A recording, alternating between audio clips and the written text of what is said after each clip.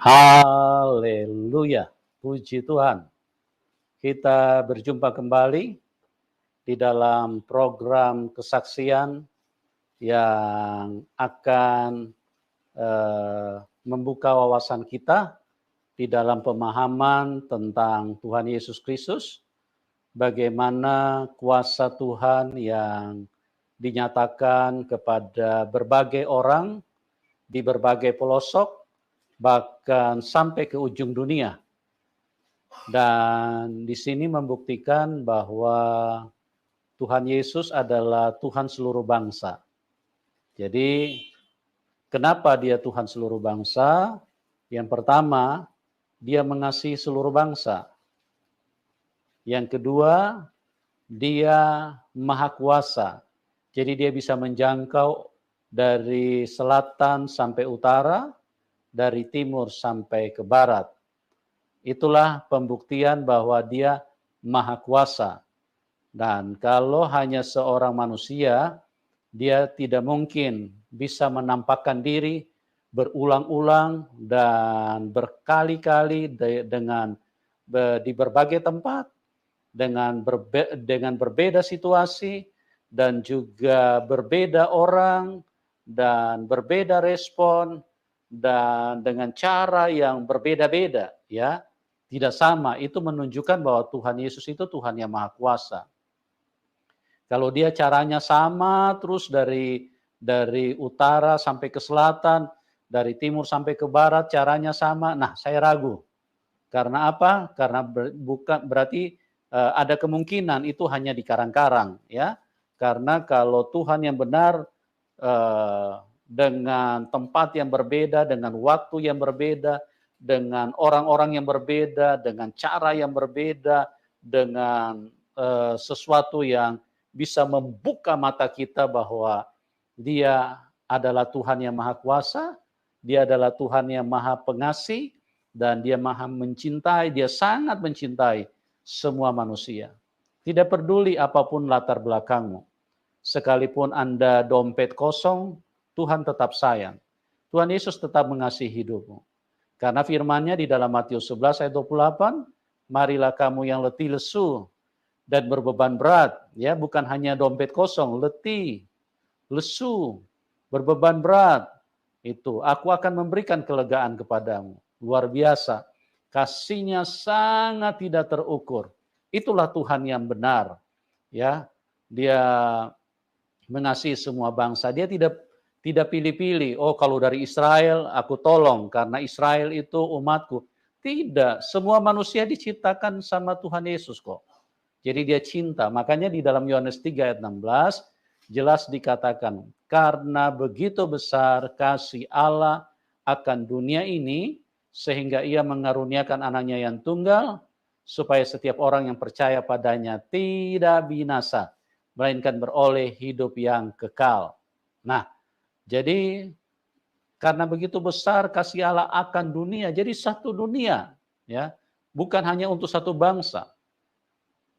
Jadi itulah Tuhan. Yang kedua, dia maha kuasa. Karena kuasanya tidak bisa dibatasi. Dia mampu menembus antar bangsa, antar suku, dan antar kepercayaan, keyakinan. Dia bisa menembus semuanya itu. Dan semuanya dilawat Tuhan dengan kasih Tuhan. Dan pada malam hari ini kita kembali akan diberkati dengan kesaksian yang luar biasa dari seorang yang berlatar belakang antikris. Ya, beliau adalah seorang yang sangat fanatik, sangat kuat di dalam nilai-nilai agama, dan bagaimana beliau bisa sampai percaya kepada Tuhan. Kita akan dengarkan kesaksian yang luar biasa ini, bagaimana seseorang bisa berubah dari yang tidak percaya kepada Tuhan Yesus, dan sekarang beliau menjadi hamba Tuhan. Bukan hanya percaya, bukan hanya mengasihi Tuhan, tapi dia melayani Tuhan, menjadi hamba Tuhan. Oke, kita sambut narasumber kita, Ibu Nita. Shalom, Ibu Nita. Salam hambanya Pak Yusuf, salam Iya. teman-teman semua. Apa kabar Ibu? Luar biasa. Ya, Ibu Nita ini teman-teman dari latar belakang yang sangat fanatik dengan kepercayaannya dulu ya. Artinya beliau sangat berpegang teguh kepada didikan-didikan yang beliau terima di dalam kepercayaannya dulu. Oleh sebab itu menarik sekali untuk kita dengarkan bagaimana Tuhan mengubahkan kehidupannya, bagaimana Tuhan menyatakan kuasanya, bagaimana Tuhan menunjukkan bahwa Dia mengasihi Ibu Nita. Ya, kalau dulu Ibu Nita ini sangat anti kepada Tuhan Yesus, dan Ibu Nita berasal dari Sumatera Barat, ya, dari Padang, dan tempat yang cukup kental, bahkan bukan cukup, sangat kental dengan nuansa keagamaan. Tapi itulah kasih Tuhan luar biasa. Ibu Nita bisa meninggalkan kepercayaannya dan sekarang melayani Tuhan Yesus. Oke, Bu Nita, terima kasih buat kehadirannya, dan pada malam hari ini kesaksian Ibu akan sangat memberkati banyak orang yang ada di dalam link ini. Waktu dan tempat saya serahkan kepada Ibu Nita. Silakan, Bu. Baik, Pak. Salam Bapak Ibu semua. Saya Nita. Saya berasal dari Sumatera Barat, dari satu daerah. Puji Tuhan, kampung saya boleh dikenal dengan sebutan nama SAS. SAS itu adalah sulit air sepakat. Benar Bapak-Bapak, saya memang orang yang apa adanya. Saya memang orang yang transparan. Sehingga waktu pertama kali saya dulu kesaksian, saya tidak menyembunyikan asli dari kampung saya. Tapi bukan salah saya kalau saya berasal dari kampung saya ini, desa Sulit Air, Solo. Ya, bukan salah saya juga kalau saya berasal dari keyakinan saya yang lama gitu. Kalau saya boleh minta, saya boleh komplain sama Tuhan, saya biar berasal dari daerah lain aja gitu. Tapi itu nggak bisa, itu Tuhan yang punya wewenang ya.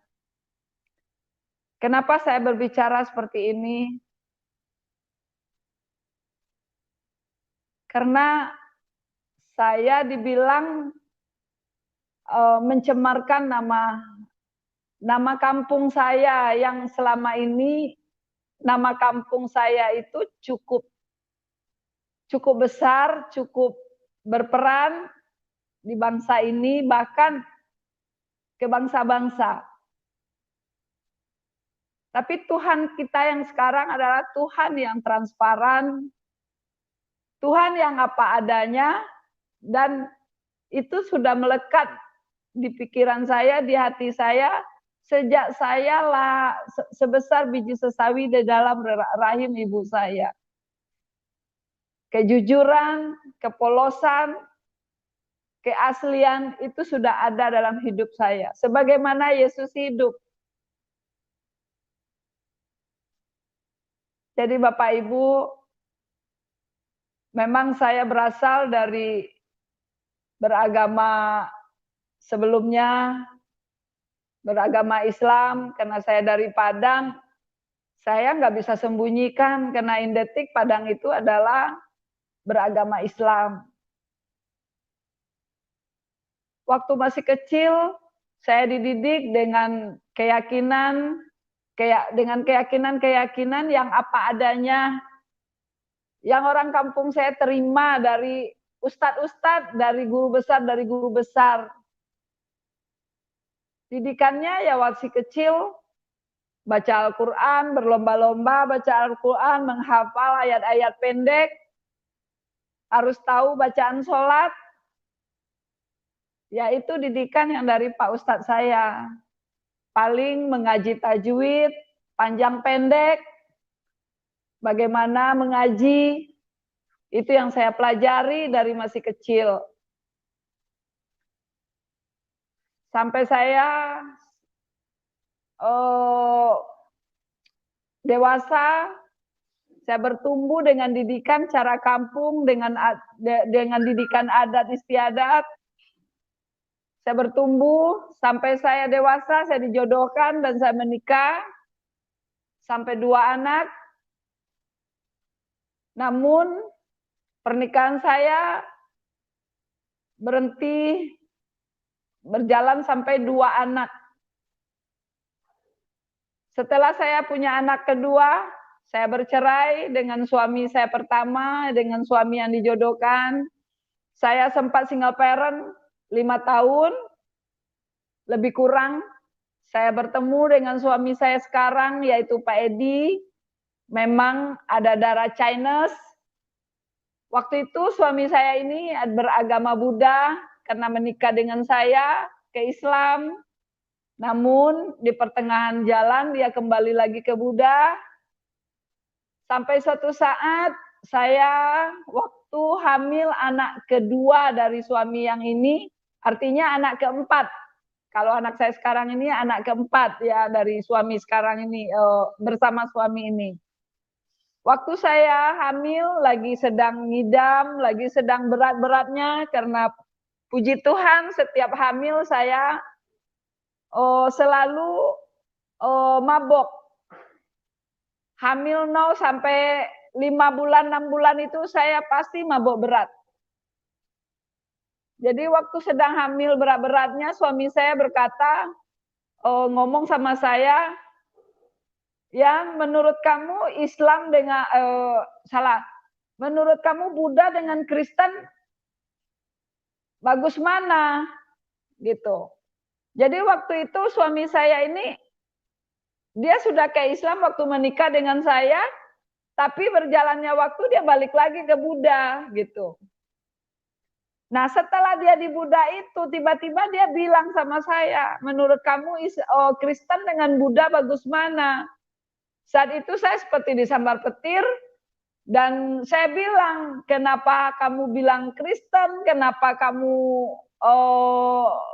ngomongnya Kristen gitu? Kamu ya bagus Islam lah, saya bilang gitu. Terus saya bilang, kamu kan sudah Islam, ya kembali Islam aja, gitu.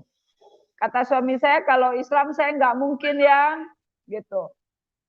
Akhirnya karena suami memang suami yang gigih, waktu dia pertama dia ngomong begitu, dia selalu cari-cari gereja, pergi ke sana ke sini dan bawa-bawa pendeta ke rumah, terus bawa teman-teman orang Kristen ke rumah.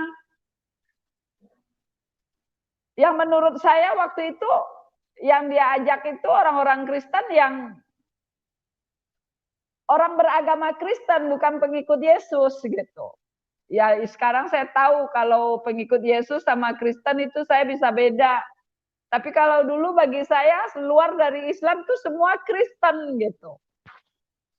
Nah singkat cerita kami bertentangan sampai 5 tahun. Sampai kami bercerai. Bukan hanya sekedar bercerai tapi langsung talak 3 menurut adik saya ya waktu itulah, adik saya yang laki-laki.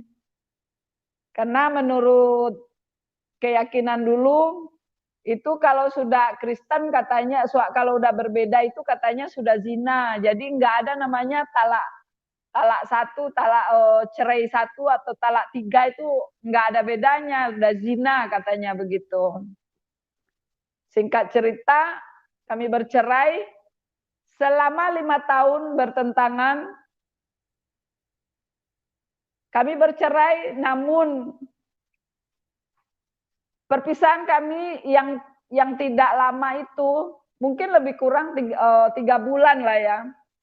lebih kurang 3 bulan. Nah, waktu itu saya nggak sanggup hidup sendiri dengan anak yang lagi sedang butuh biaya besar, yang sedang butuh perhatian orang tua. Singkat cerita, saya teringat suami dan bukan kebetulan suami pulang ke rumah. Waktu itu saya minta sama suami, saya rujuk lagi aja gitu. Wow, waktu itu saya bilang rujuk, suami langsung teriak, terima kasih Tuhan, terima kasih Tuhan. Aku mengasihi istri aku Tuhan, aku tidak mau pisah dengan istri aku Tuhan. Benar firman-Mu berkata, yang sudah dipersatukan oleh Allah tidak ada yang bisa dipisahkan oleh manusia. Suami saya teriak sujud syukur, dan puji Tuhan waktu itu, tapi saya berpikir balik lagi gitu. Kalau saya sudah rujuk sama suami lagi, saya nggak mau ribut gitu, nggak mau ribut lagi sama suami gitu, gara-gara iman, gara-gara agama. Tapi gimana caranya ya, gitu. Akhirnya tiba-tiba saya waktu itu berpikir dalam pikiran saya, bagaimana yang kalau kita setelah rujuk, boleh nggak kita nikah secara Kristen, tapi aku nggak Kristen. Saya bilang begitu. Terus suami bilang waktu itu katanya, dia bohong sama saya, katanya, kalau begitu saya nggak ngerti yang, coba kita ke rumah Pak Andi ya. Kita tanya Pak Andi, nanti kita konsultasi sama Pak Andi. Singkat cerita kami datang ke Pak Andi. Pak Andi ajak kami ke Bapak Timotius Hardono. Waktu itu Pak Timotius Hardono itu pelayanan di apa namanya ya? Indonesian. Jadi waktu itu kami ketemu sama Pak Timotius Hardono. Jadi puji Tuhan, waktu itu Pak Tim bilang apa namanya tuh, tanya, ya satu hal yang saya tanya yang sampai sekarang saya nggak lupa, dia bilang begini, menurut Ibu yang berkuasa di dunia ini siapa gitu, di Indonesia ini siapa presiden? Kalau presiden berkuasa, boleh nggak dia pinjam taksi, sopir taksi katanya. Saya bilang, ya mungkin boleh aja Pak, gitu. Nah, kalau seandainya sopir taksi mau pinjam jabatan presiden, boleh nggak katanya gitu. Saya bilang, ya nggak masuk akal lah, mana ada. Saya bilang gitu kan. Terus dia balik lagi bertanya sama saya, menurut Ibu, Tuhan itu, Allah itu maha kuasa. Saya bilang, iya maha kuasa. Allah itu maha esa, iya maha esa. Jadi kalau Allah itu maha kuasa, mungkin nggak dia menjadi manusia gitu. Jadi yang selama ini saya didokrinin oleh mualaf itu ya, itu bahwa Tuhan orang Kristen itu manusia, Tuhan orang Kristen itu 3 gitu. Jadi waktu itu saya baru mulai terbuka paradigma saya. Ya, kalau Allah itu maha kuasa, nggak salah dong kalau dia jadi manusia begitu. Jadi itu awal mulanya saya tidak fanatik lagi gitu ya.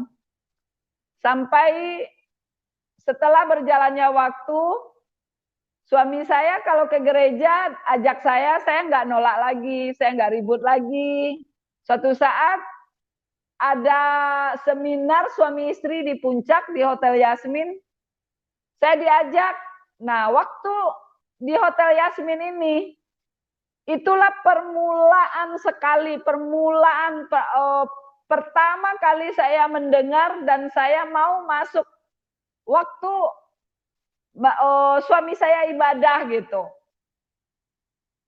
Karena waktu di meja makan sebelum masuk ke pertemuan, ke ruang pertemuan, waktu itu saya sempat dengar pada mulanya manusia itu jatuh dalam dosa, bertobat, berdosa lagi. Jadi saat itu saya berpikir itu saya sendiri gitu. Karena dulu saya dari seorang wanita yang dari kampung, dari desa, itu saya orang yang polos banget gitu. Nggak tahu namanya dunia, hal-hal yang dunia diskotik, dunia rokok, dunia apa itu saya nggak tahu. Tapi setelah saya single parent, karena saya bekerja di salon, banyak hal pergaulan yang mengajak saya untuk terlibat juga di dalam gitu. Saya bisa merokok, saya tahu diskotik gitu. Tapi begitu menikah dengan suami, saya berhenti merokok. Tetapi saya kalau ketemu dengan teman-teman pergaulan saya kembali lagi merokok gitu. Nah, terus begitu dengan suami saya nggak ngerokok lagi gitu, bertobat, berdosa, bertobat lagi, berdosa lagi. Jadi setiap hari itu saya selalu begitu gitu. Akhirnya waktu itu saya ikutlah dalam pertemuan ibadah itu di ruangan ibadah. Waktu saat puji-pujian, Yesus engkaulah Tuhan, tapi saya senang ingin puji-pujiannya, hati saya damai, hati saya nyaman. Tapi waktu ngomong bahwa Yesus itu Tuhan, ada roh yang menolak di dalam jiwa saya. Waktu itu saya pengen nyebut Yesus itu Tuhan. Sudah boleh lanjut Pak? Ya, boleh, silakan. Oke. Jadi waktu masuk ke ruang pertemuan ruang ibadah itu, waktu pujian penyembahan itu saya senang sekali waktu dengar pujian, dengar ikut-ikut berdiri, orang berdiri, saya berdiri, orang tepuk tangan, saya bertepuk tangan, hati saya nyaman sekali. Tapi waktu bilang Yesus Tuhan, ada roh yang ada roh yang menolak dari dalam saya. Yesus itu bukan Tuhan, Yesus itu manusia. Kamu nanti nggak boleh gitu, kamu murtad nanti gitu. Dalam pikiran saya berbicara seperti itu gitu. Akhirnya sampai terakhir itu saya diajak ke satu ruangan sama Pak Edi dengan Pak Timotius Hardono lagi gitu. Nah, waktu itu Pak Tim bersama istrinya Bu Indri. Saya dilayanin sama beliau itu kira-kira sampai jam 2 malam lah ya. Saya didoain gitu, sampai kayak mau muntah-muntah gitu ya. Akhirnya besok-besoknya kalau ada ibadah, saya ikut senang ibadah lagi gitu. Kalau besok-besoknya ikut kemana, ke full gospel, saya diajak, saya nggak nolak, malah saya senang gitu. Akhirnya seperti itu, suatu saat ada pertemuan pemuritan, yang ngajar juga Pak Timotius Hardono di full gospel di Tomang Ceter. Waktu itu lagi ngebahas cerita tentang Daud ya. Jadi waktu itu ada pertanyaan yang dijawab oleh peserta tentang Raja Daud gitu. Terus saya mendengar dan saya menyimak gitu. Kok orang Kristen ini, bos-bos seperti ini, kok tahu ya Alkitabnya, tahu ayatnya di mana, tahu nama suratnya apa gitu. Sedangkan saya dari Islam yang tadinya waktu bertentangan dengan suami, sebego-begonya manusia di muka bumi ini paling bego itu namanya orang Kristen. Kenapa? Karena dia menyembah manusia, Isa Al-Masih binti Maryam sebagai Tuhan gitu. Di situ saya malu, yang bego itu siapa ya? Saya apa orang ini gitu. Ini orang Kristen yang dibilang bego, orang sibuk, orang kaya gitu loh. Jadi kok dia hafal Alkitabnya gitu. Dia tahu Alkitabnya ayatnya di mana saja, dia tahu gitu. Sedangkan saya, jangankan Nabi Isa di Al-Qur'an itu di mana ayatnya. Jangankan Nabi Ibrahim, jangankan Nabi Nabi Daud gitu. Nabi Muhammad aja saya nggak tahu ayatnya ada di mana gitu. Selain dari di dua kalimat syahadat gitu kan. Jadi dalam hati saya malu gitu. Akhirnya begitu acara selesai kami pulang, sampai di rumah saya langsung cari Alkitab suami saya yang kebetulan waktu itu suami saya ada Alkitab besar. Saya baca mulai dari Kejadian. Waktu saya baca Alkitab pertama itu, wah, saya senang sekali baca Alkitab. Kok di Alkitab orang Kristen ini apa yang ditulis di Al-Quran itu sudah ada di sini, malah tersusun rapi gitu. Mulai dari Adam, Hawa, Nuh gitu, terus lanjut ke ada apa namanya? Singkat cerita, kok di sini lebih jelas gitu. Nabi Nuhnya ada, waduh. Terus akhirnya saya lanjut terus baca Alkitab gitu. Kalau di Al-Quran ayatnya, ya memang sih di Al-Quran saya memang bukan seorang Muslim yang mendalami ya. Saya bukan lulusan sanawiyah, bukan lulusan aliyah, apalagi pesantren. Tidak. Saya seorang Muslim kampung yang taat, yang rajin apa yang saya pelajari. Kalau ada pengajian, ada wirib, ada atau apalagi yasinan. Nah, itu saya rajin, saya tekun. Nah, gitu ya, waktu masih kecil gitu. Saya tuh nggak hafal gitu. Di mana ada Nabi Isa, di mana ada Nabi Muhammad, di surat apa, di ayat berapa, saya nggak hafal gitu. Singkat cerita, saya terus baca Alkitab. Akhirnya suami saya ajak gereja, saya pergi gereja. Suami saya ajak doa puasa, saya ikut doa puasa. Singkat cerita, waktu doa puasa, kalau hari Kamis itu suka ada doa puasa ya. Waktu WL menyanyikan menyembah dalam bahasa roh, saya tuh kok merasakan hadirat Tuhan. Nah, kalau dulu saya nggak ngerti itu hadirat Tuhan, tapi saya merasakan Tuhan itu kok baik banget, Tuhan itu kok sayang, kok Tuhan itu dekat banget sama saya. Beda dengan dulu saya ngaji ya, saya sholat tahajud, saya sholat istiqoroh, saya sholat duha, sholat wajib jangan diomong gitu ya. Saya nggak ngerasain Allah itu ada di dekat saya, Allah itu ada di depan saya, dia mendengarkan saya ngomong, saya nggak ngerasain itu gitu loh. Yang ada di pikiran saya, sekondisi saya bagaimana, keadaan saya bagaimana, yang ada itu aja, yang ada di pikiran saya aja gitu.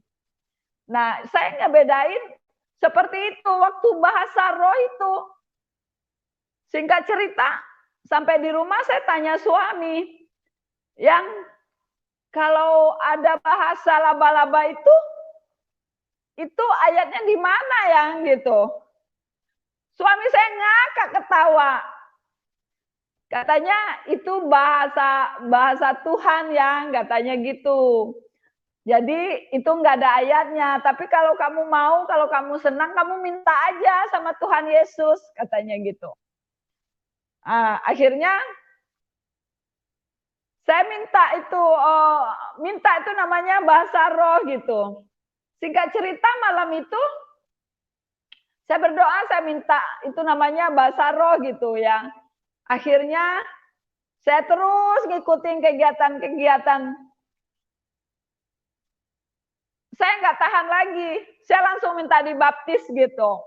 Itu pas di doa puasa juga, saya langsung minta dibaptis, sehingga pendetanya waktu itu sangat-sangat kaget dan nggak percaya dan nggak berani membaptis saya gitu. Karena mereka semua tahu kalau saya itu keras dan bukan 1, 2, 3 orang lagi yang datang ke rumah yang mereka kalau manusia biasa ya mungkin udah nggak mau lihat muka saya. Ada satu hamba Tuhan namanya Bu Pendeta Nila. Dia bilang, dulu Nit katanya aku takut kalau lihat kamu katanya. Enggak deh kalau lihat muka kamu katanya, kalau datang ke rumah kamu jutek katanya gitu. Memang begitu Pak gitu. Kalau apa namanya? Kalau datang ke rumah saya bilang ada yang merasa satu suku dari Minang, satu orang Padang, sama-sama orang Padang, dia coba injilin saya, coba cerita sama saya. Saya bilang begini, Pak maaf ya, kalau Bapak murtad nggak usah ngajak-ngajak. Jangan disamain agama dengan MLM ya. Saya pasti galak kalau ada yang coba-coba datang ke rumah untuk menginjili saya gitu. Tapi setelah saya merasakan apa namanya itu berdoa, doa penyembahan, puji-pujian, saya yang minta suami saya ajak saya gitu Pak. Akhirnya saya minta dibaptis dan langsung dibaptis. Setelah dibaptis, bukan kebetulan setiap ada doa puasa, ada bahasa roh, saya pengen bisa itu bahasa roh. Akhirnya waktu itu bukan kebetulan ya, ada suatu hamba Tuhan namanya Ibu Yola, istri jenderal. Dia ajak suami saya ke Senayan. Waktu itu ada Morisirulo. Nah, di sana waktu itu saya sampai manifestasi. Pulang dari Morisirulo, malam-malamnya ada kul gabungan, manggil hamba Tuhan Amerika dengan India, suami istri. Malam itu saya diurapi dengan berbahasa roh. Siapa yang belum bisa berbahasa roh maju ke depan, saya langsung maju ke depan, dan puji Tuhan malam itu saya dapat bahasa roh, dan sejak itu saya mulai kalau berdoa, kalau nggak berbahasa roh tuh kurang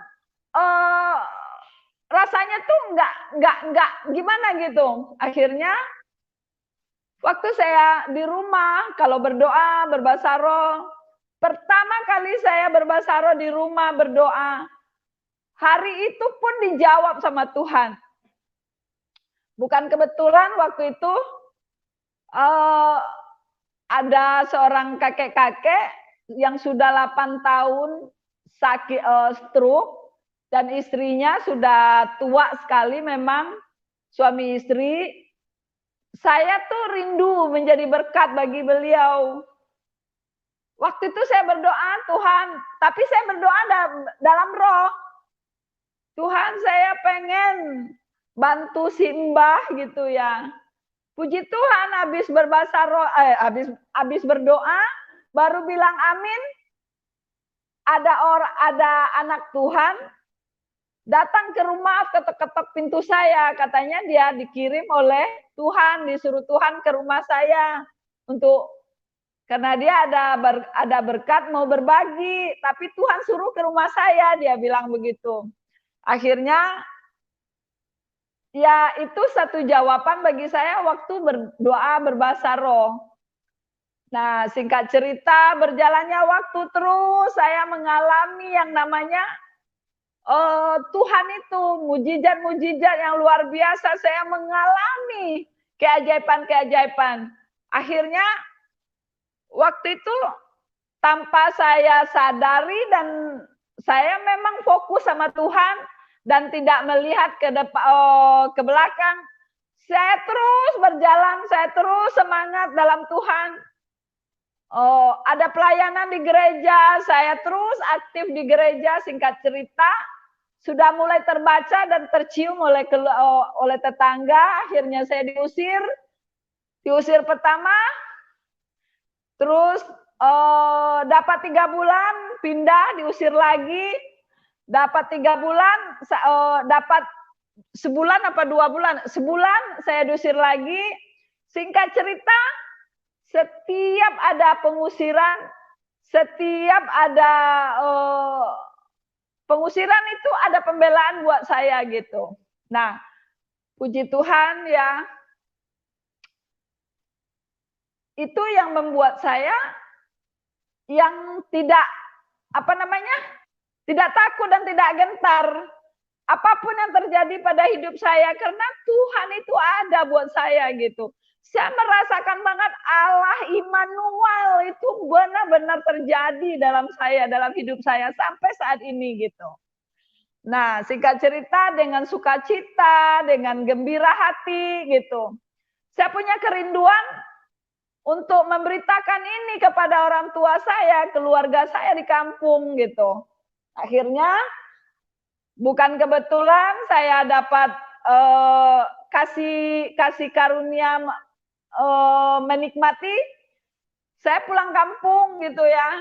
Begitu saya di kampung, malam-malam nyampe jam 10 malam. Setahun kemudian ya, setelah saya dibaptis, saya ke kampung sampai jam 10 malam. Sedangkan ke kampung saya itu jalannya itu rawan sekali gitu. Jam 10 malam begitu ketemu adik saya langsung diusir keluar, langsung diusir. Sebelum katanya pagi katanya kamu sudah tidak boleh ada di rumah ini supaya tidak ada orang yang melihat saya gitu. Orang kampung melihat saya. Akhirnya malam itu saya berdebat dengan adik saya, tapi akhirnya saya berangkat juga pulang ke kampung sampai balik, terus kami sempat keliling dulu di Singkarak gitu ya, di Singkarak ke Pekanbaru, ke Bukit Tinggi, ke Padang Panjang, kami main-main dulu gitu ya. Arah balik mau ke Jambi, pertengahan jalan baru nyampe di Jambi 2 hari. Ya, baru nyampe di Jambi 2 hari, karena di Jambi di rumah mertua saya, di rumah mamanya Pak Edi. Dapat kabar kalau di kampung tuh ada gempa besar di Padang Panjang itu. Dan puji Tuhan, saya waktu itu saya benar-benar merasakan bahwa Tuhan itu benar-benar sayang sama saya. Saya tidak nyangka. Coba kalau saya tidak diusir waktu itu, saya masih dikeliling-keliling di Sumatera Barat gitu, di Padang gitu. Akhirnya sampai di Jambi itu, dan puji Tuhan ya, adik saya yang mengusir saya itu kena dampaknya lah ya, kena dampaknya akhirnya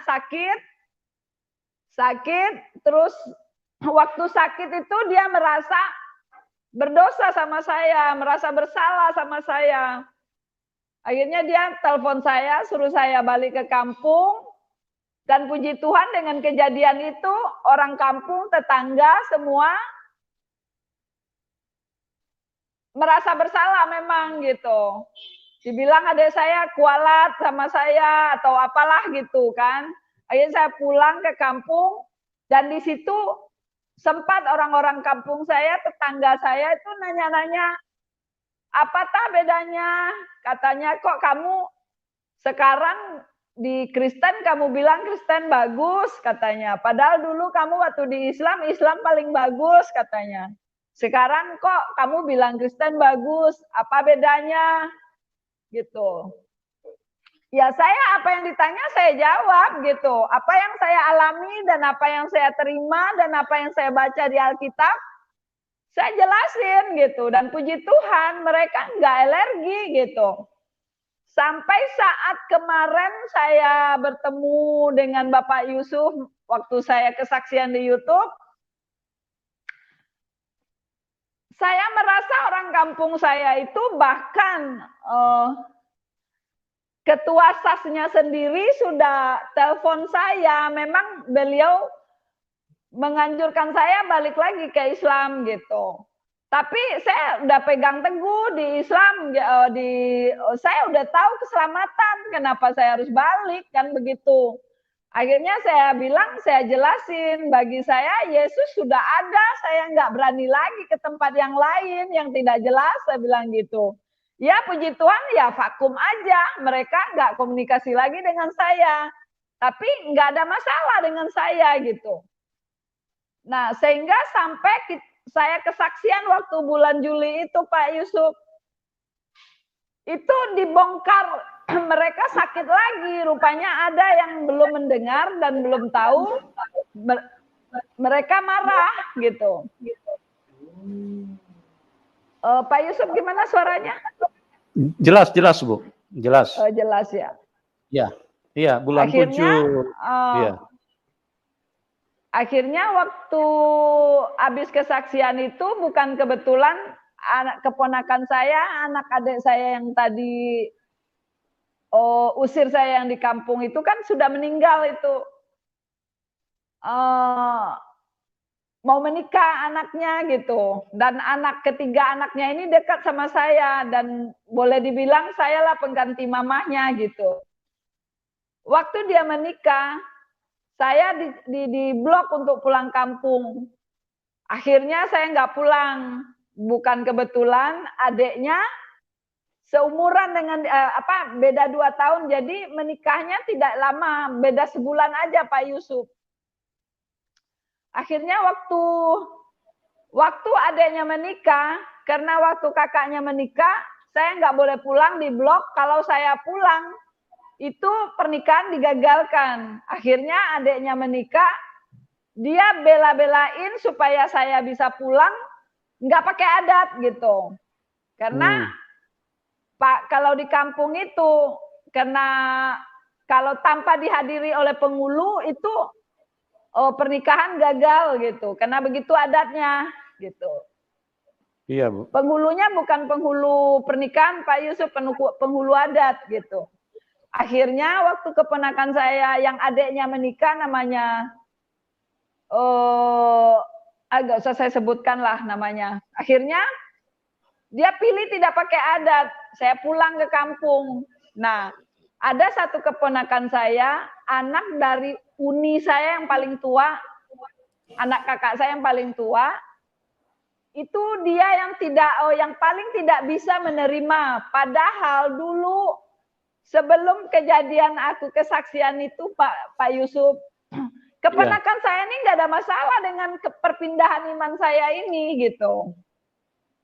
Nggak ada masalah sama sekali, mamahnya, adik-adiknya, nggak ada masalah gitu. Udah saling ini kok, apalagi mamahnya gitu.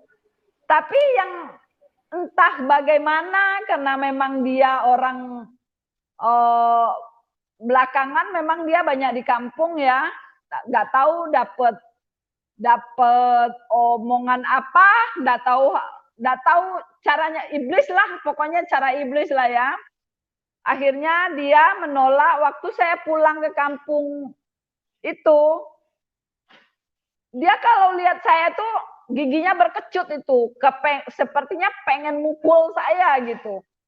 Tapi bagi saya ya namanya kita kan itu bukan dia gitu, itu iblis gitu. Itu antikris gitu. Jadi saya nggak peduli, saya tetap berbuat baik sama dia selama saya di kampung kemarin itu.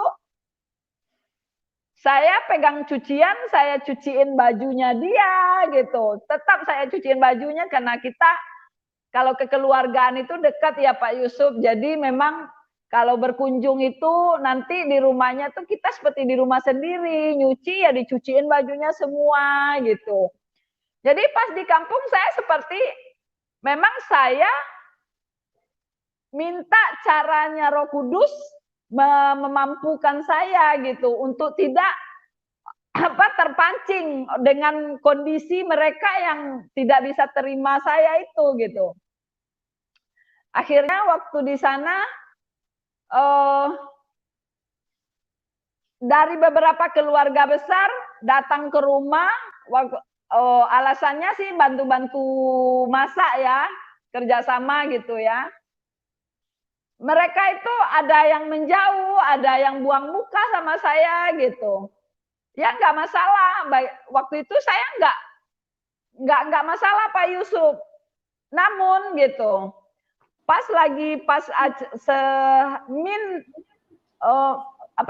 sehari sebelum menikah, itu ada keluarga besar pada datang semua, lagi kerja begitu. Adik saya yang di penjara itu telepon mak saya gitu. Mak saya ini itu dia kalau dengan saya, kalau saya cerita Yesus, dia itu senang sekali Pak Yusuf. Dia itu semangat gitu, semangat hidupnya itu tinggi sekali gitu. Jadi waktu ditelepon sama adik saya itu karena beliau pendengaran sudah kurang, suara HP itu digedein gitu. Jadi saya dengar Pak Yusuf apa yang dia bilang. Adik saya bilang marahin mak saya, mak nggak boleh dekat-dekat sama saya, semua keluarga nggak boleh dekat-dekat sama saya, biarin aja si Nita itu sendiri. Jangan ada yang menemani dia ngobrol, jangan ada yang menemani dia duduk. Supaya dia merasa, supaya dia berpikir, supaya dia balik lagi ke Islam gitu. Waktu itu saya nggak marah Pak Yusuf, saya nggak marah, puji Tuhan. Saya percaya cuma saya bawa dan saya teriak di dalam roh saya. Saya teriak, Yesus aku tahu bukan aku yang dibenci tapi Engkau Tuhan Yesus. Engkau yang menjamah adik saya, Engkau yang menjamah keluarga saya. Engkau punya kuasa Tuhan Yesus. Aku mengasihi mereka Tuhan Yesus. Aku mengasihi mereka Tuhan Yesus. Tolong jamah hati mereka. Tolong buka dan celikan mata dan telinga rohaninya bahwa Tuhan Yesus. Dalam hati saya gitu ya. Waktu itu saya cuma berdoa seperti itu. Akhirnya mak saya ya nggak berani dekat-dekat sama saya. Nggak berani malah terus dia pindah duduk gitu. Pindah duduk. Nah, pas jam minum ngopi, padahal bukan ngopi, Pak, itu istilahnya, Pak. Jadi saya kan bikinin teh Blesti, Pak. Saya bikinin Blesti karena mak saya ini dulu minum Blesti, dia bangga minum Blesti ini karena minum Blesti itu badannya kuat katanya gitu, makannya mau katanya kalau minum Blesti. Tapi waktu itu saya kasih dia Blesti, dia bilang dia nggak biasa minum teh, dia nggak suka sama teh. Waktu itu saya baru keluar air mata, saya nangis Pak Yusuf. Itu air mata saya nggak tertahan, hati saya sedih sekali, mama saya lupa gitu dengan apa yang saya berikan buat beliau gitu kan. Terus keponakan saya yang menikah tadi panggil saya masuk ke dalam, dia tahu hati saya, dia tahu perasaan saya. Dia bawa saya ke kamarnya, ke kamar pengantin, yang pengantin itu dia bilang, teh maafin Dinda teh, gara-gara Dinda teh dikucilin, gara-gara Dinda teh dimusuhin katanya.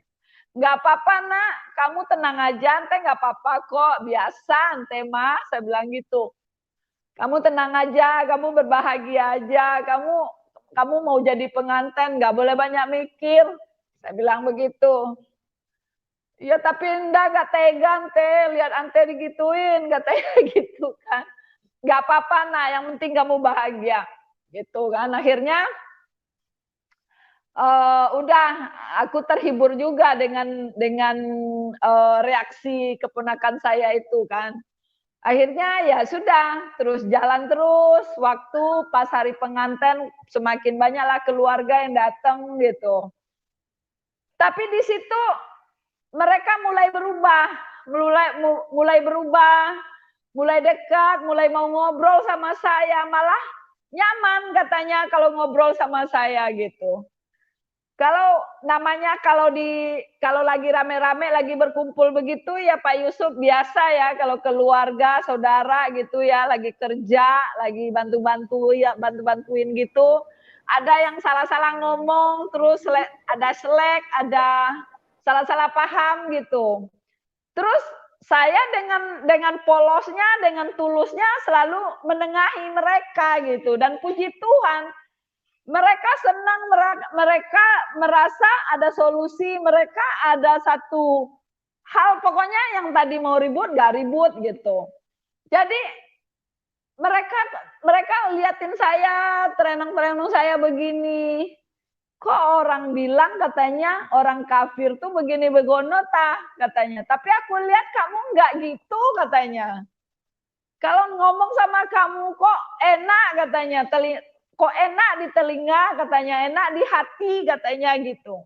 Jadi itu bukan 1, 2, 3 orang yang ngomong begitu, Pak, gitu. Dan saya bersyukur, terima kasih Tuhan, ini bukan aku, tapi saya percaya Engkau yang berdaulat atas mereka. Saya bilang gitu.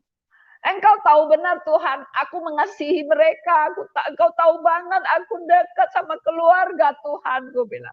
Untuk mereka lah Engkau pilih aku percaya Tuhan. Saya bilang gitu. Akhirnya kan begitu selesai menikah dan berjalan baik, bagus, nggak ada masalah, saya balik ke Batam. Puji Tuhan, dan banyak hal yang terjadi, memang udah lama, Bapak Yusuf juga udah sibuk ya. Saya juga dengan kondisi, dan banyak yang telepon saya, yang messenger saya, Pak Yusuf gitu. Dan banyak lagi yang telepon-telepon yang apa namanya tuh, yang berpura-pura menjadi, pokoknya banyaklah yang ini serangan-serangan, ada juga yang mengasihi gitu.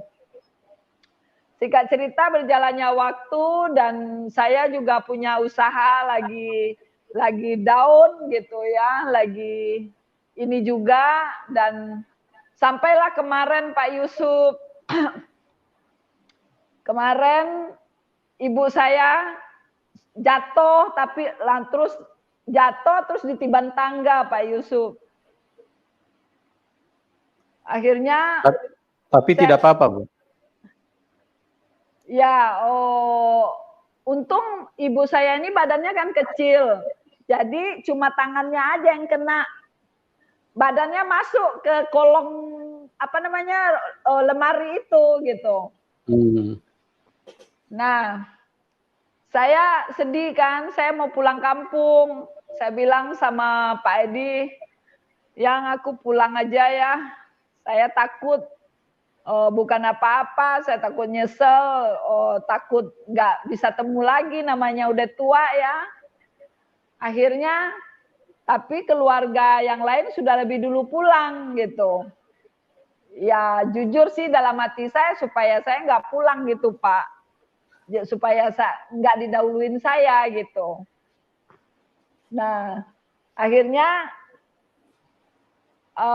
terjadilah saya minta uang gitu kan, minta uang, saya dipatok uang sekian setiap minggu, saya harus keluar uang sekian.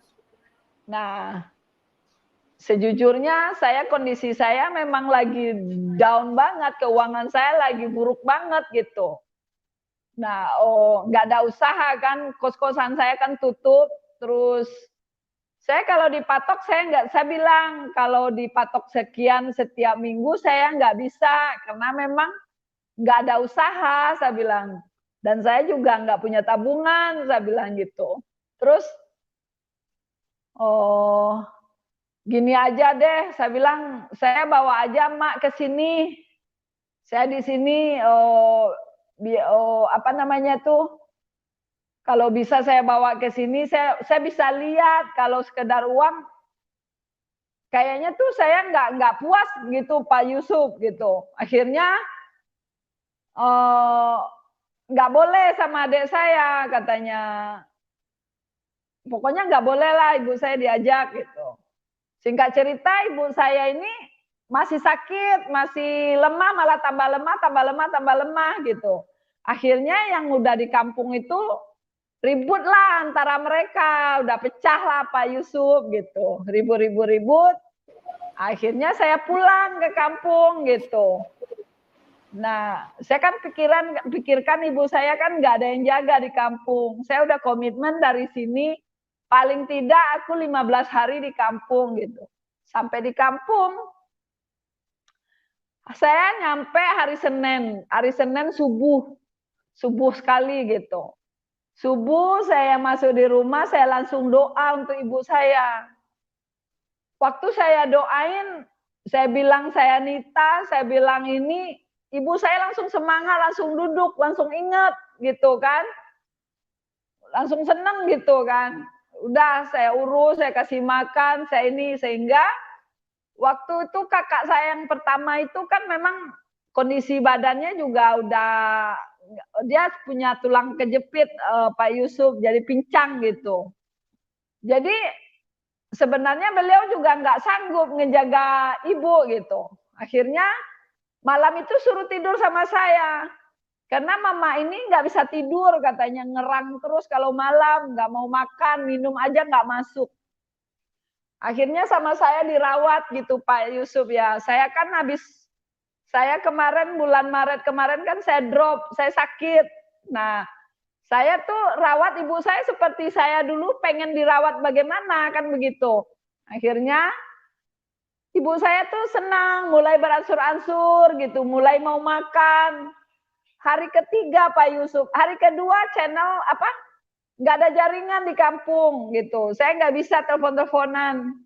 Hari ketiga ada sebentar ada channel subuh-subuh kami Zoom doa fajar Pak Yusuf. Nah, waktu doa fajar sama suami didoain. Nah, waktu itulah kejadian Pak Yusuf. Keponakan saya, anak kakak saya yang pertama saya bilang itu, marah sejadi-jadinya Pak Yusuf, marah, ngamuk, katanya gitu. Sampai saya mau disiram dengan bensin Pak Yusuf. Waktu itu dia nampar saya nggak berasa Pak Yusuf. Karena dia bilang, waktu dia marah itu saya sempat ngomong, kamu dengerin dulu, aku cuma berdoa buat nenek, nggak akan aku ajak Kristen, aku nggak bisa ngajak nenek Kristen, nggak bisa ajak kamu Kristen, kalau nenek Kristen itu Tuhan Yesus yang punya kuasa. Saya bilang gitu, marah dia, semakin marah dia bilang begitu. Nggak ada Yesus, nggak ada Tuhan, nggak ada hantu-hantu di sini, nggak ada kudus-kudus di sini katanya gitu Pak. Dia marah-marah gitu kan, terus karena saya nggak tahu ngomong apa aja salah, ngomong ini salah, akhirnya saya berdoa menguatkan diri saya di dalam roh saya, saya ya spontan ya Pak, bahasa rohnya keluar gitu Pak, gitu. Wow, waktu itu saya sadarnya taunya cuma kacamata saya kepelanting gitu, kacamata saya kepelanting dan saya nggak berasa apa-apa gitu Pak. Singkat cerita ada keponakan saya yang adik yang menikah tadi itu masih ada satu lagi kan, kebetulan dia libur dari kuliahnya Pak. Dia libur pulang kampung. Terus dia telepon kakak-kakaknya yang di Jakarta, dia telepon saudara yang lain gitu. Nah, jadi dan Pak Edi pas lagi telepon kan Pak, waktu ribut-ribut itu, Pak Edi ketakutan. Jadi Pak Edi ngadu lah sama anak saya yang besar Pak, yang udah Kristen ini. Ngadu tapi anak saya nggak bisa terima. Pokoknya mau ribut besar ceritanya. Saya bilang, Mami nggak apa-apa, kamu tenang aja di sana. Bilang gitu. Aku bilang, Pak Edi, kamu tenangin Iyo, jangan sampai Iyo ada apa-apa, jangan masalah gitu. Tapi tetap anak saya nggak bisa terima Pak. Dan di sananya kakak-kakak saya, abang saya juga nggak bisa terima. Saya digituin sama keponakan gitu. Nah, dan puji Tuhannya kemarin itu saya berdoa, akhirnya ibu saya kan lihat waktu ribut-ribut itu gitu. Dia tanya, ada apa katanya, kenapa ribut-ribut? Saya bisikin, Mak, dia marah aku doa buat Mak tadi, di doa buat Mak, dia nggak bisa terima karena aku ngomong-ngomong Yesus. Terus mak saya bilang sama saya, cuma suaranya kan kecil. Emang apa salahnya? Katanya gitu. Orang nggak salah disalah-salahin, katanya gitu. Saya merasa, waktu mak saya bilang begitu, saya tuh nggak ada, kok saya tuh, nggak merasa sakit hati yang saya digebukin sama keponakan saya mau disiram sama bensin sama keponakan saya. Yang saya fokus kepada kata-kata mak saya tuh senang gitu didoain saya, senang diinin sama saya gitu. Jadi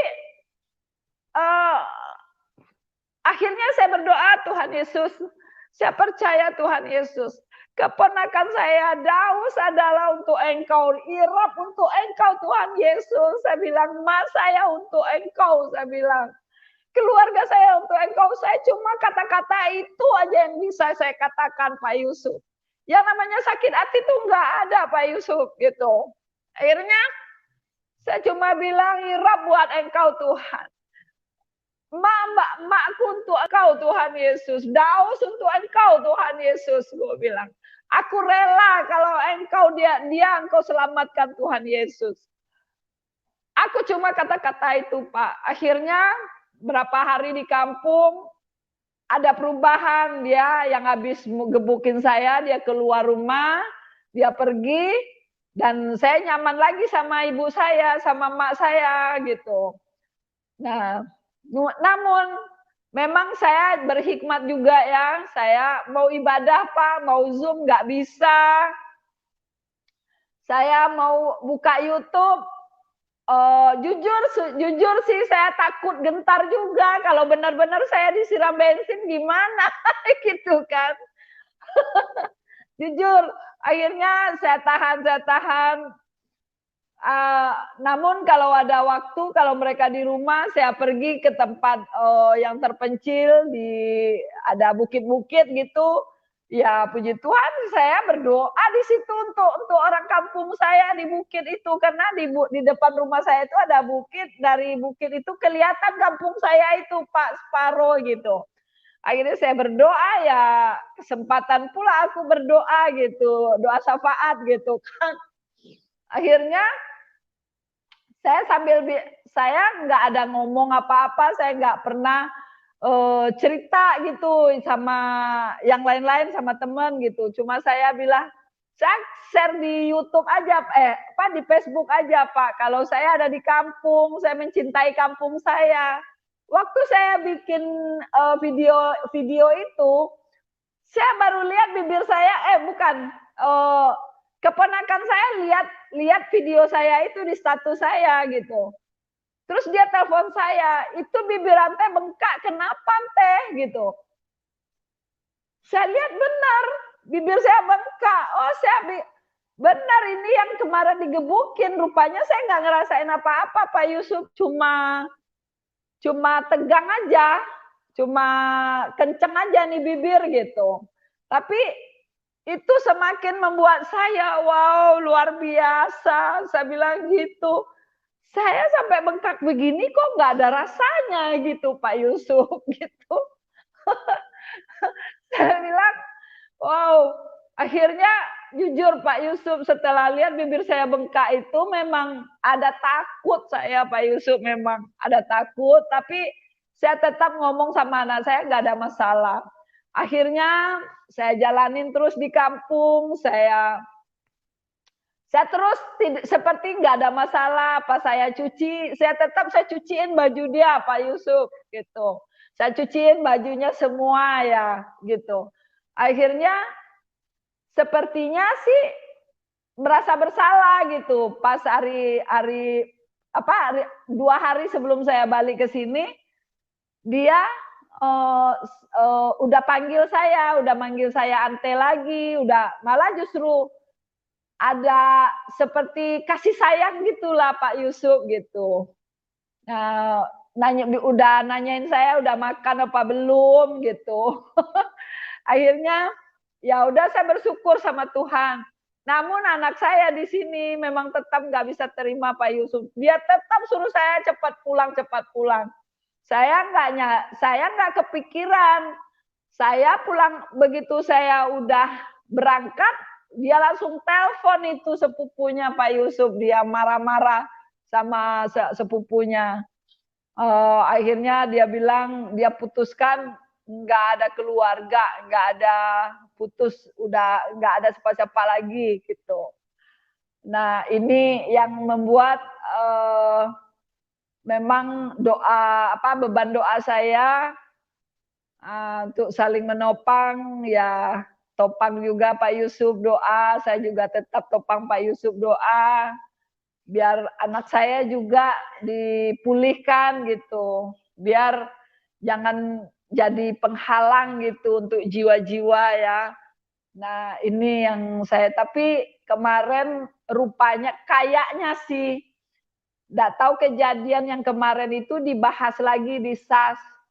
Entah bahas yang di SAS, entah saya baru tahu kalau Pak Yusuf ada share YouTube juga di Facebook ya Pak Yusuf ya. Nah, entah bagaimana sekarang lagi panas lagi Pak Yusuf Iya. di orang kampung saya Pak Yusuf. Sehingga Oh, kemarin, iya lagi panas lagi, Bu. iya Pak. Kenapa bisa panas terus, Bu? Ya saya sih, saya juga nggak tahu masalahnya. Cuma saya pikir apa karena apa namanya itu lihat YouTube itu di Facebook lagi kali ya Pak Yusuf ya. Oh, iya, iya, iya, iya. Paham, paham, Bu. Tapi entah apalah, kan memang Facebook aku itu 70% kan temannya memang orang satu kampung Pak Yusuf. Iya. Dan memang Iya, orang kalau belum kenal Tuhan Yesus, belum mengerti tentang Tuhan Yesus, biasanya mereka akan terbawa dengan emosional. Jadi kalau iya ada Pak orang Yusuf. yang bertobat, terima Tuhan Yesus, nah ada orang-orang yang tidak mengerti, mereka akan marah. Iya, lanjut Bu, lanjut. Iya. Jadi waktu kejadian kemarin itu memang iblis kan memutar balik ya Pak Yusuf ya. Iya, Jadi betul. saya sempat ingat kata-katanya gini.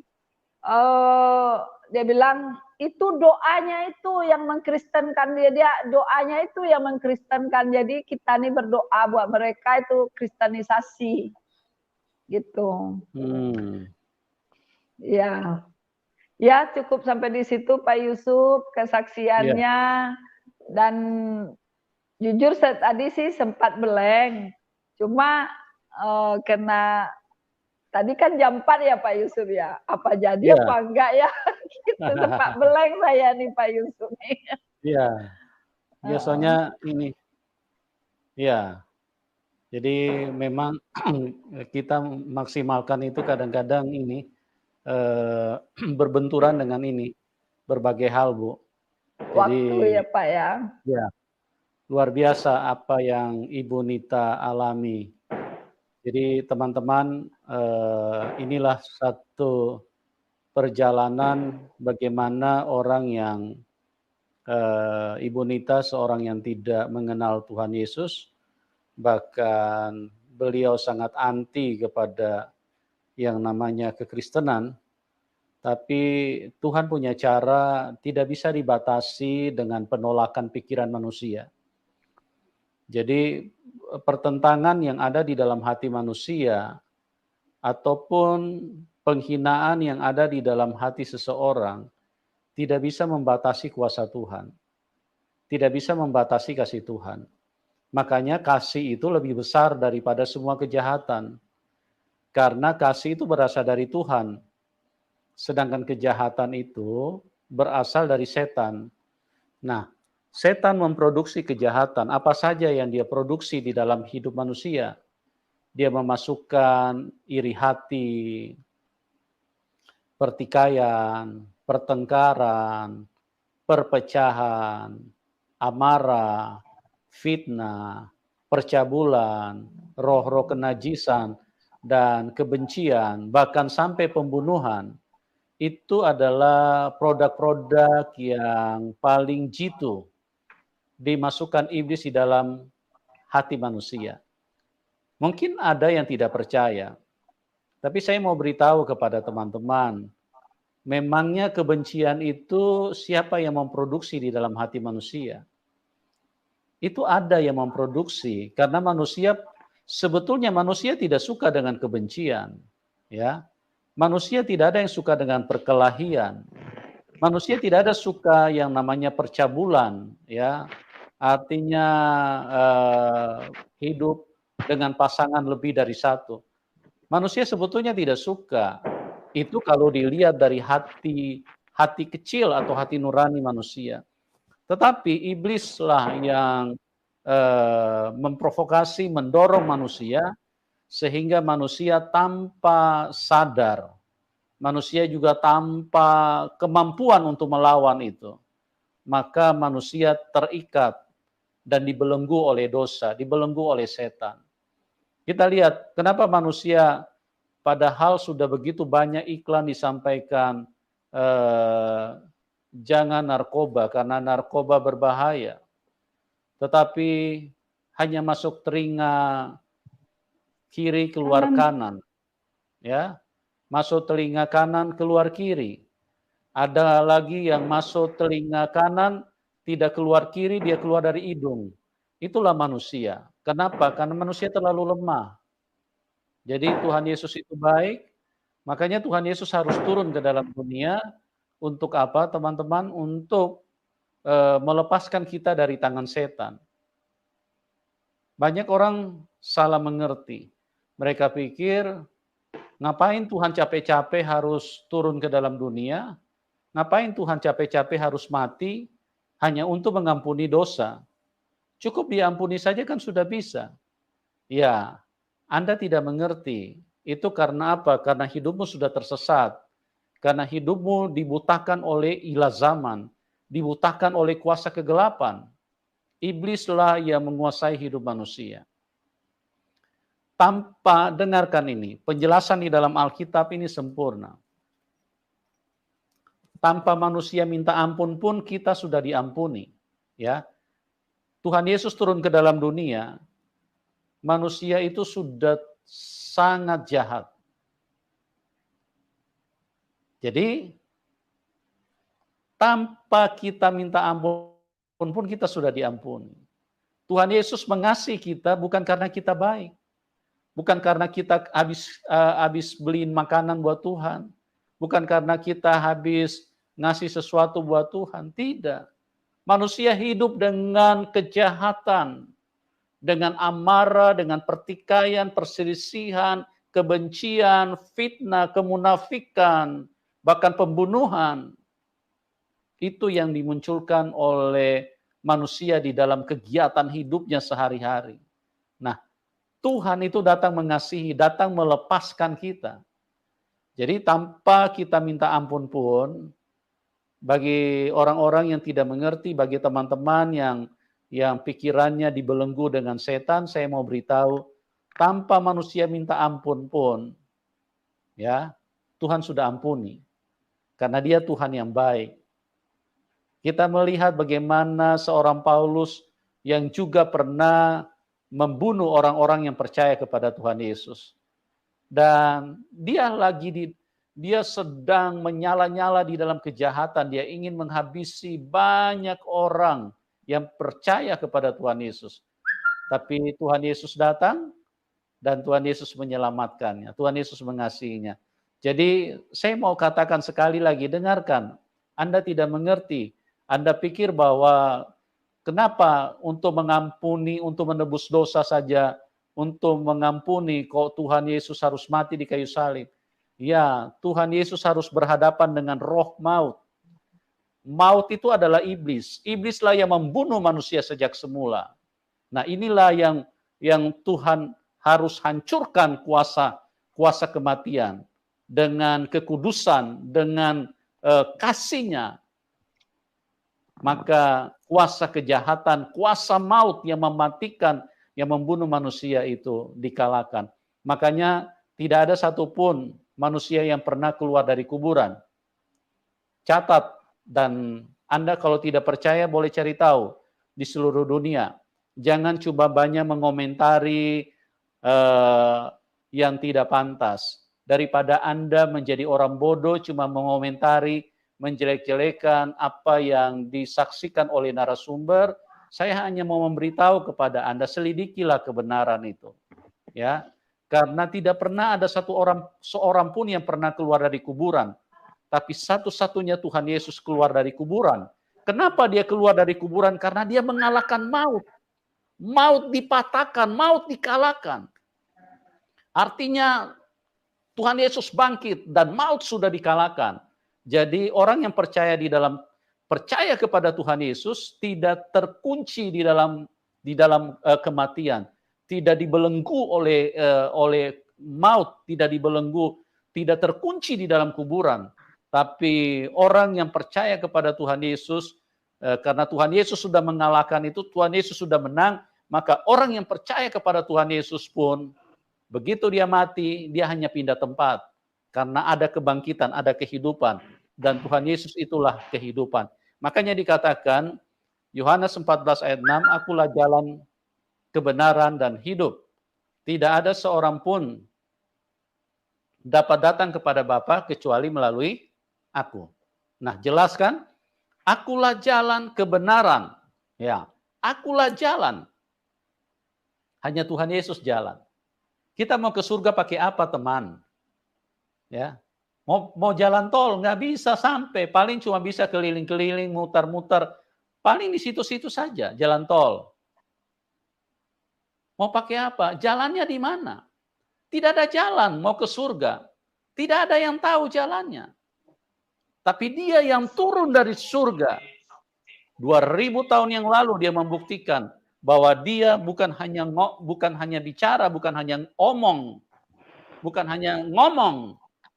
tetapi dia naik ke surga. Dialah jalan satu-satunya. Jalan yang tertutup karena manusia tidak bisa, dialah yang membuka jalan itu. Dia naik ke surga 2000 tahun yang lalu. Ya, itulah jalan. Makanya Tuhan Yesus bilang, akulah jalan. Anda mau cari jalan di mana? Tidak ada jalan. Terus mau pakai apa ke surga? Mau pakai pesawat? Nggak bisa. Ya, mau pakai mobil apalagi? Mau pakai sepeda motor apalagi? Ya, mau jalan kaki apalagi? Ya, mau pakai benda-benda mana bisa? Ya, teman-teman, tidak ada jalan. Hanya Tuhan Yesus, karena hanya Dia yang bisa naik ke surga. Dan orang yang percaya kepada Dia juga akan mengalami kuasa yang sama, naik ke surga nanti. Ya, kalau orang yang tidak percaya kepada Tuhan Yesus, begitu mati diterkam setan masuk ke alam maut. Nah, orang mungkin bertanya, alam maut itu di mana? Alam maut itu di bawah bumi. Makanya di bawah bumi ini banyak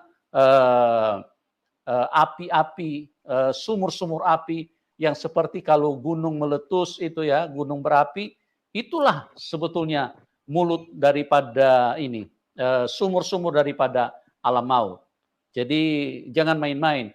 Kalau Anda lihat gunung Merapi meletus, gunung berapi meletus, itu suhunya dari radius 5 km saja sudah harus dikosongkan. Karena apa? Kalau Anda berani mendekat, berarti Anda berani menantang setan. Itu suhu, itu dia muncrat keluar saja, itu panasnya luar biasa. Apalagi kalau sampai masuk ke dalam. Nah, itulah mulutnya daripada alam maut. Jadi Anda jangan bermain-main dengan dosa. Hanya Tuhan Yesus yang bisa bebaskan kita. Nah, terima kasih Bu Nita atas kesaksian yang luar biasa. Ini kalau saya mau bicara akan jadi panjang sekali nanti ini. Kesaksian Ibu Nita begitu luar biasa, bisa menguatkan dan memberkati kita semua bagaimana Tuhan Yesus mengasihi Ibu, Tuhan Yesus datang memilih dan menyelamatkan Ibu. Tuhan Yesus datang membebaskan kita dari rantai setan, ya. Sama dengan yang Ibu Nita katakan tadi, waktu lagi didoakan itu ada satu kuasa yang menahan Ibu, itulah kuasa setan pada waktu itu, supaya Ibu jangan percaya bahwa Tuhan Yesus itu adalah Tuhan. Seperti itu ya, Bu? Iya, Halo? Pak. Iya, Pak. Iya. Itu pada waktu didoakan ya, Bu ya? Halo? Ya, iya, waktu didoakan, di doktrinnya kan Isa itu nabi, ya kan. Jadi Ya. masa dipanggil Tuhan gitu. Jadi takut Ya. kalau panggil dia Tuhan bisa murtad kan begitu. Dari Oh. doktrinin dari masih kecil, Pak, dari masih tahu belajar agama. Iya, itulah. Jadi itu ada roh yang mengikat. Makanya Bu Nita begitu disuruh panggil Tuhan Yesus, dia enggak, dia ada yang nggak bisa. mengikat dia sehingga dia tidak mau bersuara, tidak mau memanggil itu. Tapi Tuhan Yesus baik. Bu Nita, di bagian terakhir Ibu bisa kasih pesan singkat saja. Pesan apa yang Ibu mau berikan kepada orang-orang yang belum kenal Tuhan Yesus, supaya jangan sampai terlambat mereka mengenal Tuhan Yesus. Silakan Ibu Nita. Pesan saya khusus ya untuk keluarga yang belum percaya, yang masih menegarkan tengkuknya ya. Jadi coba buka hatinya dan belajar melihat kebenaran orang lain. Ya, memang dari kecil kita di beberapa ayat berkata cuma Islam ya yang sempurna. Ya, justru kalau kita merasa paling sempurna, memang tidak ada yang benar. Tapi coba buka hatinya, kalau buka hatinya dan kalau boleh coba baca Alkitab itu. Baca Alkitab itu gitu, dibandingkan gitu. Dibandingkan mana yang benar. Kalau kamu memang bukan panggilan Tuhan, nggak akan Kristen kalau hanya cuma baca. Kalau cuma dengar, kalau cuma didoain. Tak akan langsung Kristen kalau memang Tuhan tidak berkehendak ya. Jadi coba bandingkan seperti teman-teman yang lain dan coba dengar gitu. Kalau mendengar kabar, dengar berita itu langsung dari yang punya berita. Contohnya seperti dengar kesaksian saya, kenapa marah? Karena sudah diolah oleh YouTuber-YouTuber yang lain yang mencari keuntungan sendiri gitu ya. Jadi coba dengarkan kesaksian saya yang asli itu, yang pertama itu bersama Bapak Yusuf Manubulu. Dengar dari awal sampai akhir apa yang saya saksikan di sana, bagaimana caranya Tuhan. Bukan saya, iman saya tidak benar. Jujur mungkin saya berkata seperti ini untuk membuka pikiran saudara-saudara, keluarga, ya. Jangan hanya fanatik buta. Pikir akal sehat kita ini dikasih pikiran sama Allah ya. Untuk berpikir. Dan sudah pernah bertemu dengan saya.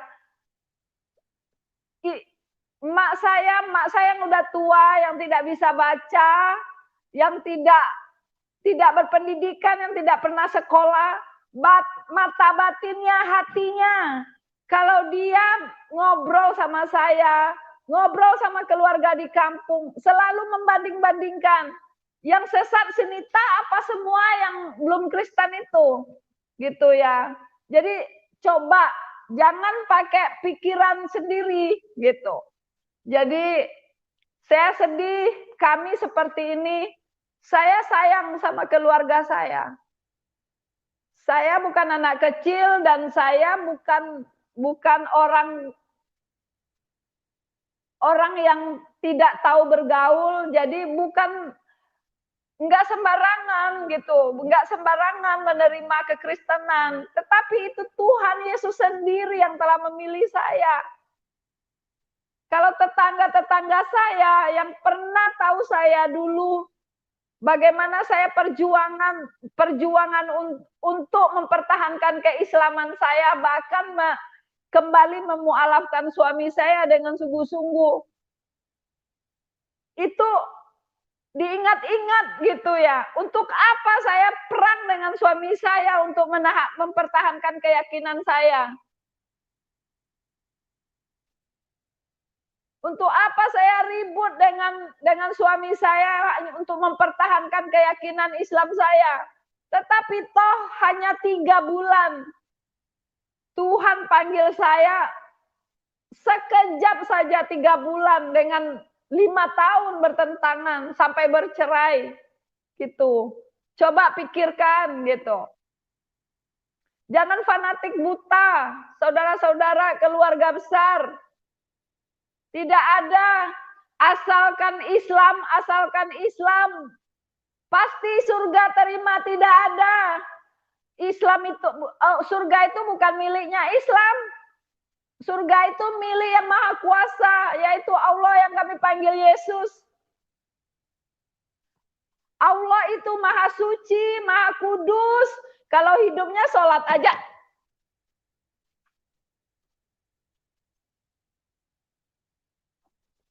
Sholat aja enggak. Memang bisa masuk surga?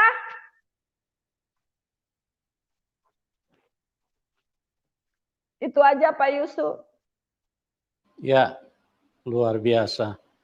Baik, Ibu Nita bagaimana telah membuktikan, jadi Ibu Nita tidak menjadi Kristen yang ikut-ikutan, ya. Bahkan dia sempat bercerai dengan suaminya pada waktu itu karena dia mempertahankan keyakinannya yang lama. Jadi ini satu fakta bahwa Ibu Nita memang mengalami Tuhan secara pribadi. Karena beliau sudah rela kehilangan suami, yang penting dia tidak kehilangan imannya yang sebelumnya. Tapi Tuhan Yesus baik dan itulah yang saya selalu katakan bahwa Tuhan itu harus dialami. Tidak boleh apa kata buku, tidak boleh apa kata orang. Karena kalau cuma kata orang, orang bisa berbohong kepada kita. Kalau cuma kata buku, banyak orang bisa ngarang buku. Jadi berhati-hatilah dan pelajarilah sungguh-sungguh kebenaran itu siapa. Karena kebenaran itu bukan punya manusia. Kebenaran itu punya Tuhan. Dan di luar Tuhan tidak ada kebenaran. Itulah sebabnya Tuhan Yesus dengan tegas mengatakan, Akulah jalan. Yang pertama, dia adalah jalan. Akulah jalan. Yang kedua, kebenaran. Dia adalah kebenaran. Memang tidak ada dua kebenaran. Mana mungkin ada dua kebenaran? Kalau ada dua kebenaran berarti satu palsu. Ya, makanya di dalam hidup ini kita kenal kalau tidak benar kan salah. Tidak ada abu-abu. Jadi benar salah, Tuhan atau setan, malam atau gelap, laki-laki atau perempuan. Jadi surga atau neraka, semuanya itu hanya dua, tidak ada tiga. Jadi kalau kita tidak pastikan bahwa kita sedang berjumpa dengan Tuhan yang benar, maka sangat berbahaya hidup manusia. Dan dengan kesaksian ini, saya berdoa kiranya bermanfaat buat teman-teman yang mendengarkan dan teman-teman juga bisa mengalami hal yang sama seperti yang kami alami. Begitu juga buat Bu Dita, kami sangat diberkati dan terima kasih Bu buat kesaksian yang luar biasa. Doa Boleh, kami Pak buat Yusuf, Ibu. satu lagi pesan Pak Yusuf. Ya, silakan Bu. Biar clear ya Pak Yusuf ya. Ya. Jadi buat keluargaku yang terutama keluarga yang kejadian yang kemarin di kampung, alasannya kemarin tidak bisa terima kenapa saya berdoa harus kencang-kencang suaranya. Jadi kejadiannya seperti ini ya, keluargaku sayang. Kejadiannya waktu itu suami saya berdoa untuk nenek. Nenek itu kupingnya tidak mendengar kalau tidak dikencangin suaranya kalau tidak dikasih. Jadi waktu itu suami saya lagi berdoa untuk nenek.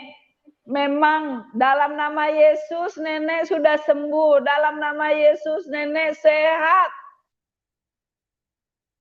Hanya seperti itu, berdoa seperti itu, memang suaranya dikencangkan. Jadi alasan mereka marah tidak bisa terima. Katanya kenapa berdoa? Memangnya berdoa harus kencang. Ya harus kencang berdoa untuk nenek karena yang didoakan nenek. Bagaimana berdoa berbisik-bisik dalam hati, nenek nggak dengar. Begitu ya. Jadi saya sempat dengar kemarin di grup SAS. Alasannya apa? Marah seperti itu karena saya berdoa kencang. Saya mendoakan nenek, suami saya lewat telepon berdoa buat nenek, makanya suaranya dikencangkan. Karena nenek sakit, sudah tua, umur sudah hampir 100 tahun. Nah, tolong dimaklum, tolong dimengerti, jangan melihat sebelah mata ya, gitu. Itu aja yang akan saya konfirmasi supaya keluargaku, bakoku yang aku sayangi, yang aku cintai, ya, yang sudah terprovokator. Saya berdoa, suami saya berdoa buat nenek karena nenek sudah tidak mendengar, makanya suaranya dikencangkan. Oke, terima kasih Pak Yusuf. Mungkin lewat ini mereka dengar Pak Yusuf. Iya Bu, kita berdoa supaya tayangan ini bisa sampai kepada keluarga Bunita agar tidak ada kesalahpahaman. Karena seringkali Tuhan Yesus ini disalahpahami banyak manusia. Ya, mereka suka salah ya. Dan apa yang disampaikan oleh Bunita itu adalah sebuah pernyataan apa adanya, pernyataan yang sebenarnya. Jadi tidak ngarang-ngarang ya. Karena memang manusia ini seringkali lebih suka dibohongin ya, lebih suka cerita bohong. Ya. Tapi kalau cerita benar seperti yang disampaikan oleh Bunita ini yang mereka anggap bohong, mereka anggap ngarang-ngarang. Memang aneh. Itulah dunia karena seperti yang saya selalu katakan, dunia ini dikuasai setan, dikuasai kegelapan. Makanya anak kecil itu sudah pandai berbohong, ya. Tidak usah tunggu nanti dia pendidikan tinggi baru pandai berbohong. Dari masih kecil, asal dia sudah pintar bicara, nggak usah jauh-jauh lah, tanyalah kepada diri sendiri. Sebelum saya kenal Tuhan, sama, semua begitu. Anak kecil itu pokoknya asal dia sudah pintar ngomong, kalau dia terjepit atau dia mengalami tekanan, dengan otomatis dia akan bohong. Siapa gurunya? Itulah setan, cuma tidak kelihatan. Ya, nah manusia itu sebetulnya kalau Tuhan Yesus tidak hadir di dalam hidupnya, manusia itu paling senang dengar berita bohong. Ya, dan justru mereka mendukung kalau ada orang yang berbohong. Tapi kalau Tuhan datang dan berbicara, mereka tidak percaya. Inilah yang terjadi di dalam kehidupan manusia. Oke, Bu Nita, terima kasih doa kami buat Ibu, tetap semangat, tetap menyala-nyala, dan ingat bahwa kita harus setia dan waktu kita sudah singkat untuk sebentar lagi akan berjumpa dengan Tuhan. Ya, Amin. Bagi teman-teman yang belum percaya Tuhan Yesus, ya, cari kebenaran itu, selidiki kebenaran itu, kiranya kasih karunia Tuhan bisa menyertai, bisa menyentuh hidup Anda semua. Oke, terima kasih buat semuanya dan kita akan berjumpa di program selanjutnya dan Tuhan Yesus memberkati, salam kemenangan.